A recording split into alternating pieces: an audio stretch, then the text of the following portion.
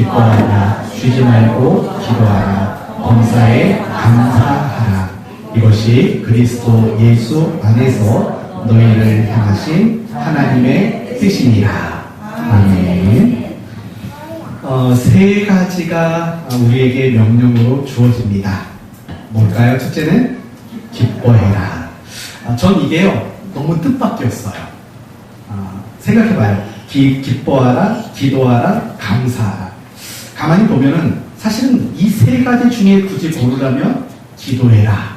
이게 먼저 나오는 게 좀 더 신앙적인 얘기가 아닐까라는 생각을 했어요. 근데 뜻밖에도 가장 먼저 하나님이 우리에게 요구하시는 것은요, 기뻐하라요. 기뻐하라. 물론 이렇게 말하는 데는 이유가 있어요. 데살로니가 교회의 성도들, 그들이 겪고 있는 여러 가지 상황들 본다면 사실은 기뻐할 만한 그런 상황들이 분명히 아니었기 때문인 거예요. 그러면서 그들에게 기뻐하라고 말하는 거죠. 저는 그래요. 제가 지난번에 우리 오후 찬양 예배를 시작하기 전에 이제 6월부터 새로운 사역을 시작하기 전에 여러분에게 했던 말이 있어요. 뭐냐면 이제 우리 교회 6월부터 연말까지는 정말 무엇에 집중하겠다고 말씀드렸는지 아시겠어요? 힐링, 기쁨, 이쪽에 우리가 집중했으면 좋겠다. 그래서 막 교회에서 와서 뭘 하든 간에 너무 기쁘고 즐거운 이런 일들이 좀 많으면 좋겠다라고 말씀을 드린 적이 있어요. 제가 왜 그렇게 생각했냐면요, 제가 굉장히 좋아하는 목사님이 있어요. 그 목사님이 딱 한 말씀 하셨는데 그게 제 마음을 움직였어요. 뭐라고 말씀하셨냐면요, 그분이 이렇게 말했어요. 그 공동체가, 예를 들면 그 교회가 아니면 그 종교 집단이 진짜냐 아니냐는 뭘 보면 알 수 있다고 말하냐면 기쁨이 있는가, 웃음이 있는가, 즐거움이 있는가, 그걸 보면 그게 진짜인지 가짜인지 참 신앙인지 거짓 신앙인지 그거 알 수 있다라는 거예요. 그러면서 무슨 얘기를 하시냐면요, 이런 말씀을 하셨어요. 가짜 신앙, 참 종교가 아닌 종교는 사람들에게 겁을 준대요. 무시무시한 겁을 줘서 그 겁을 주는 것으로 사람을 통제하려고 한대요. 그게 가짜 종교의 특징이라고 얘기를 해요. 그러니까 가만히 보니까 그렇잖아요. 막 14만 4천 명 안에 안 들어가면 안 된다, 막 이를 악물고 막 그러잖아요. 뭐 그거 말고도 다른 집단들을 보면 정말 겁을 준다고요. 그 두려움을 주고 겁을 주는 것을 통해서 그 집단을 통제해 나가는 거예요. 그런데 참 신앙 안에는요, 그게 아니래요.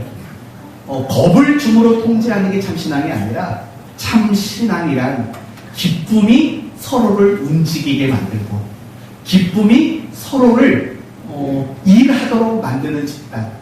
하여튼 중요한 거는 기쁨이 있으면 그 집단은 진짜야. 이런 얘기를 하는 것을 제가 들어보고 듣다가 마음이 동하는 거예요. 너무 그 말이 좋은 거예요. 그래서 그 말을 듣고 나서 그래, 우리 교회는 적어도 6월부터 연말까지는, 물론 앞으로도 마찬가지예요, 정말 기쁨이 있는 공동체로 우리 교회가 되도록 노력하자. 그래서 뭐 교회 와서 막 기쁘고 즐겁고 이런 공동체가 되면 얼마나 좋을까, 그 생각을 했어요. 어쩌면 바울도 같은 의도인 것 같아요. 바울도 정말 기쁨이 없이는 어떻게 기도가 나오겠어요? 기쁨이 없는데 어떤 헌신이 있겠어요? 기쁨이야말로 우리를 움직이는 제일 중요한 원동력이라고 저는 생각이 들어요. 그래서요, 초대교회, 예루살렘 교회 성도들의 모습을 보면요, 늘 한결같이 그들에게 뭐가 넘쳤을까요? 기쁨이 있었어요. 박해가 있는데, 어려움을 당하고 있는데 기쁨이 있었던 그들의 모습을 봐요. 심지어는요, 사도들 같은 경우에는 매일 맞았다고요. 끌려가서 공회 앞에. 근데도 그게 너무 기뻐했대요. 그 기쁨이야말로 정말 우리 신앙을 이끌어갈 수 있는 정말 중요한 원동력이 되는 거예요. 그렇지 않나요? 여러분, 오늘 이 자리에 앉아있는 거 기뻐서 앉아 계신 거죠? 네. 강 집사님, 가방 좀 내려놔요. 막 금방 갈 사람처럼. 네, 아니잖아요, 갈 거. 그러니까 그 기쁨. 네. 그런 기쁨, 그런 기쁨이 참 우리 신앙을 만들기도 하고 버티기도 만드는 너무 중요한 내용인 것 같아요. 그래서 기뻐하라 라는 말씀을 가장 먼저 하고 있는 게 아닌가라는 생각이 들어요. 그러니까 저는 이 말씀을 보면서 그런 생각도 들었어요. 기뻐하는 것과 감사하는 것이 기도하는 것을 에워싸고 있는 거예요. 항상 우리가 기쁨이 있고 우리가 감사가 있을 때 이것이야말로 우리의 신앙을 지켜나가는 정말 중요한 안전막, 보호막이 아닐까 그런 생각이 많이 들었어요. 그래서요, 저도 여러분도 항상 기쁨이 그리고 감사가 여러분의 신앙을 에워쌌으면 좋겠어요. 그러면 그건 안 뺏겨요. 그게 힘을 발휘할 수 있는 거거든요. 아멘 맞죠? 아멘. 네. 이걸 첫 번째로 제가 생각을 했고요. 그래서 하나님은 우리를 아시는 것 같아요. 하나님은 어떤 분이신가? 정말 우리를 알아요. 기쁨이 없이는 뭘 제대로 할 수 없는 우리라는 걸 하나님은 아시는 분이신 것 같아요. 그리고 또 한 가지, 하나님은 어떤 분이신가? 여러분, 이렇게도 질문해 봤으면 좋겠어요. 항상 기뻐하라, 쉬지 말고 기도하라, 범사에 감사하라. 이거는 문법 형태상 어떤 문일까요? 이건 명령문이에요. 명령문이라고요. 이상하지 않나요? 여러분, 기뻐하라고 말한다고 기뻐할 수 있어요. 명령한다고 될 일은 아니잖아요. 제일 안 기쁜 분에게 물어볼게요. 여기 계신 분들 중에서 제일 안 기뻐하는 분, 이태기 집사님, 기뻐하라고 명령한다고 기쁨이 오겠어요? 그래요. 그건 되지를 않는다고요. 그리고 기도도 마찬가지예요, 여러분. 기도하라고 아무리 명령해도 돼요? 안 돼요. 제가 목회를 해보니까요, 안 돼요. 제발 좀 기도 좀 하세요. 아무리 말해도 안 돼요. 안 돼요. 감사도 마찬가지죠. 그런데도 불구하고 기도, 감사, 또 기뻐하는 것을 명령문으로 말해요. 이건 어떤 의도가 있을까요? 이건 단지 명령문이 아니라는 거예요. 우리에게 그럴 수 있게 해주시겠다라는 약속이고 보장이 있는 거죠.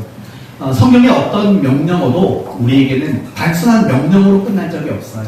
모두가 다 그런 약속과 그런 보장이 그 속에 담겨져 있는 거예요. 그래서 우리가 하나님의 말씀대로 순종하는 일을 두려워할 이유가 없는 거예요. 그 속에 약속과 보장이 있기 때문에. 하나님은 어떤 분인가? 허튼 소리 안 하시는 분, 그냥 명령만 하시는 분이 아니라 우리에게 약속과 보장을 주시는 분이라는 것을 잠깐 묵상했습니다. 이 말씀을 가지고 어떻게 적용할 건가? 간단하더라고요.